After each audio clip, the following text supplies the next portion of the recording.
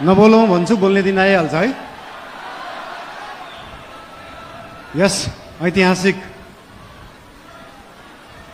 राष्ट्रिय स्वतन्त्र पार्टीको पहिलो महाधिवेशनमा उपस्थित पार्टीका सभापति रवि लामिछानेज्यू, विशेष अतिथिका रूपमा आउनुभएका पूर्व प्रधानमन्त्रीज्यू, प्रमुख प्रतिपक्षीय दलका सभापतिज्यू तथा सम्पूर्ण विशिष्ट अतिथिहरू, पार्टीका पदाधिकारीहरू, मन्त्रीगणहरू, सांसदज्यूहरू तथा उपस्थित सम्पूर्ण देशप्रेमी, राष्ट्रिय स्वतन्त्र पार्टी प्रेमी सबैलाई हार्दिक शुभकामना दिन चाहन्छु।